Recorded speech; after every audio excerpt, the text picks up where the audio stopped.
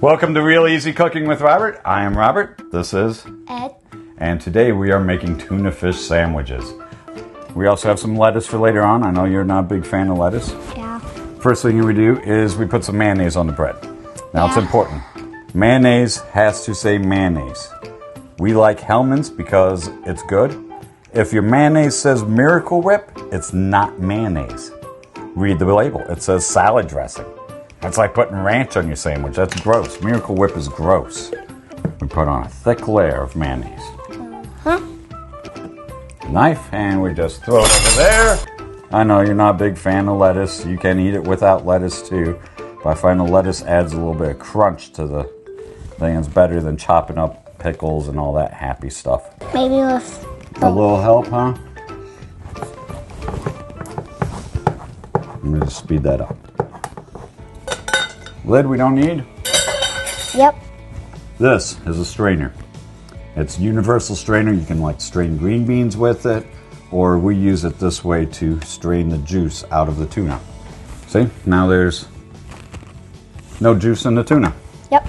And we get rid of that. That's it. We got enough, actually. A can usually makes enough for 2 sandwiches.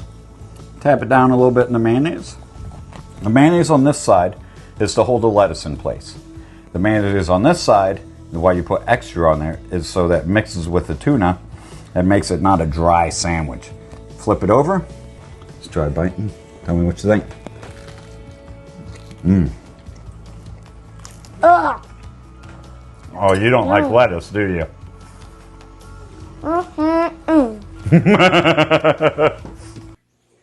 How's your sandwich, Ed? Good. Welcome to Real Easy Cooking with Robert. I am Robert. This is Eddie. And today we are making what?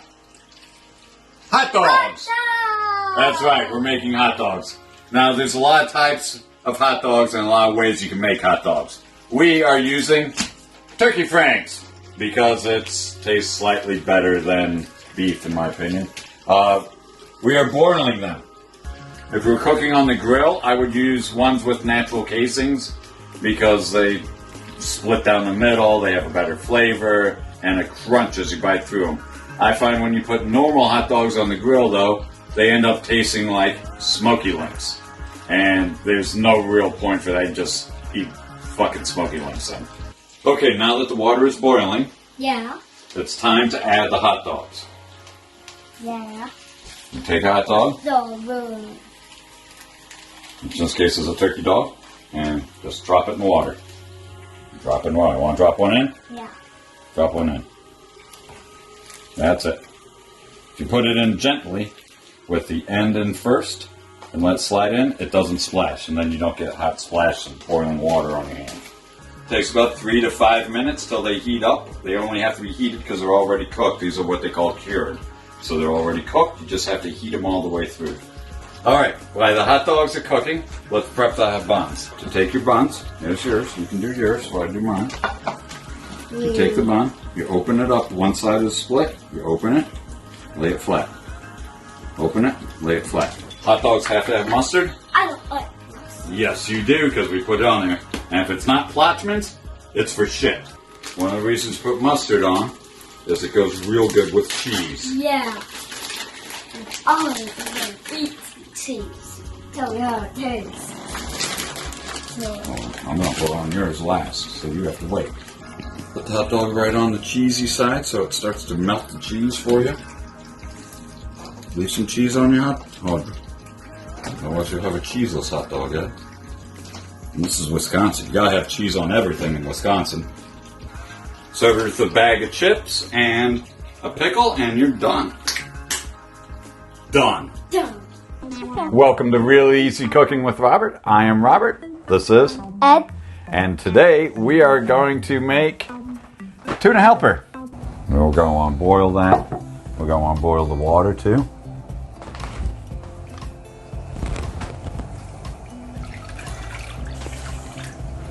Who wants milk water? Well, if you don't put the water in with the milk can curdle and get nasty real quick. 4 tablespoons of butter. That is half a stick of butter, which is a crazy amount of butter, so Yeah, that kills the idea of this being any way healthy for you. You could just dump that and hope you don't spill it all over. Or I found a trick. You put the other one over there, and then you just flip it over real quick. And since this is going to take like 20 minutes to cook, and these just have to be heated up, we're going to turn the heat way down on the green beans. Way down to just a slow little flame, see? 2 cans of tuna. Now you could eat it just like that, but we're in Wisconsin, so let's add some cheese to it. Because everything is better with more cheese on it, isn't it? And a little oregano for flavor. Oregano. Does the green beans need salt? You want help?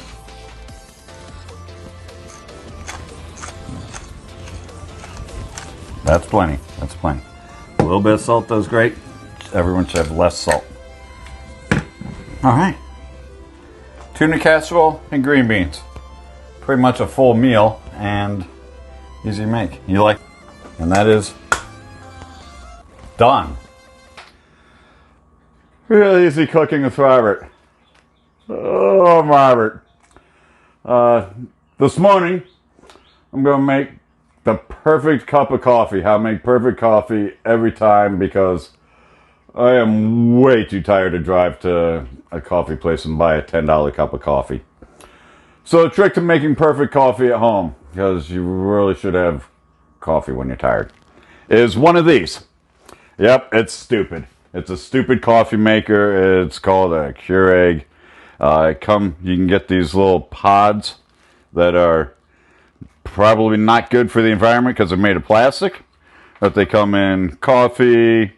They're all different types of flavors. Every type of cinnamon coffee, latte, mocha, fluffy, all the happy shit that people like. Even got a tea. Yeah, if you like honey and shit, maybe if you're British, I guess. My favorite is breakfast coffee because it's breakfast time. It's real simple. I'll show you how I do this. I turn on the machine. I put the thing in, put down. Cup goes under there. A big trick I found out with these is hit the strong button, and then if your cup is like a 16-ounce cup, run it twice. Wherever you run, if you run an 8-ounce cup, set it for a 4-ounce setting and a 4-ounce setting. The few minutes in between that the grounds get water running through them, and then again, lets them cook better. Then we press the start button. Okay, so it's done. I have half a cup of coffee. I only do half a cup at a time for another reason. So I can add my sugar and stir without getting coffee and sugar everywhere. Alright, so my cup of coffee is done. Take out the little pod, throw it away. And a trick to clean out the stuff inside so it doesn't get coffee flavored. So then if you make like tea or hot chocolate or something that would taste like coffee, you just run a little water through it. If you run a little water each and every time through the thing, it keeps it all clean inside there so it doesn't cloud up with gunk and tastes like shit. Now we have that's good. I'm almost human in a little bit. Alright, and that is done. Enjoy.